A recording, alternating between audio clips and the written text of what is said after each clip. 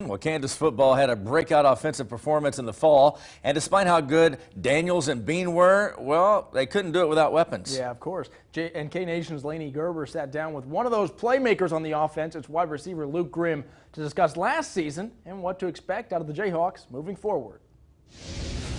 First off, this offense didn't just step it up a notch this past season, but it stepped it up like 10 notches this past season. Just what did the coaches teach you guys over the past summer to help you guys come out so confident into the new year? Yeah, I think it was a fact of like us just having that extra whole winter to understand the offense, whereas the first season, you know, they came in the summer and it was just like everybody's kind of learning it, and then you saw in the Texas game and the last couple games of the year, the offense kind of started to click where everyone was on the same page of what we were doing, and then we really didn't lose anybody, and so it wasn't like you had to reteach the whole offense. It was just everybody was already a step ahead, and then we just got to work and kind of round off those sharp edges that we had. And the offense is so well-rounded. You know, you have skilled running backs, you have great receivers, and through both quarterbacks, the receivers are still heavily relied on. Just how are receivers used in this offense? Yeah, so we run the ball a lot, and we use our run game to set up the pass game to bring the safeties down into the box, and it gives us a better chance for deep ball throws and play action. But for us as receivers, it's taught that, you know, we got to go in and get and block. It doesn't matter if it's, you know, middle linebackers, outside linebackers, safeties. It's our job to make the perimeter blocks happen so that when Devin or Deuce or any of the running backs shoot through a hole, we're not the reason that he gets tackled. And so when we gash people on long runs, then they've got to fill the box and pull more guys in, and then it's our turn to go make plays on the outside. And you made a lot of great plays this past season. Just how were you really able to step up into a bigger role this year? Just kind of like know that I'm going to be relied on and trust my teammates and like trust myself that I have the confidence to do it, and that, you know, prove that in practice, prove that during fall camp and in the games, that whenever they target me, I'm not going to drop the ball or make a mistake with it.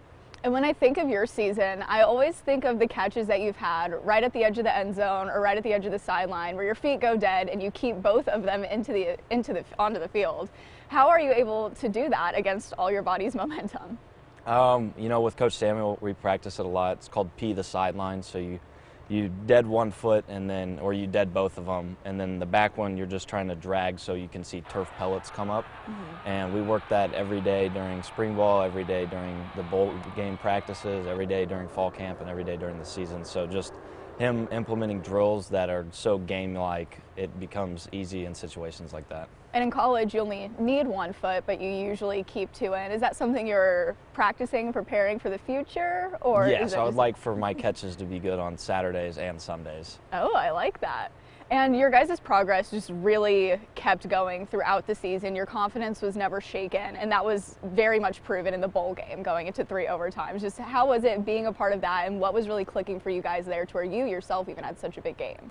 Yeah, it was just the same thing. We're not going to lose trust whenever, you know, a couple bad drives happen or a couple mistakes happen, because we've been there. Like freshman year, we were 0-9. We've seen worse than anything we saw last season, so, you know, we faced the adversity and then we just stepped up and kept moving on as a team.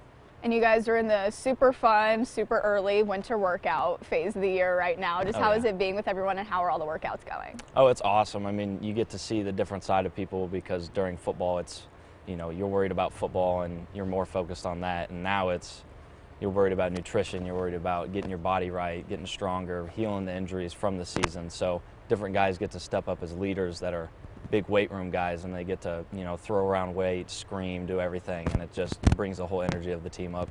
That's awesome. And where do you see yourself and the entire team succeeding next year?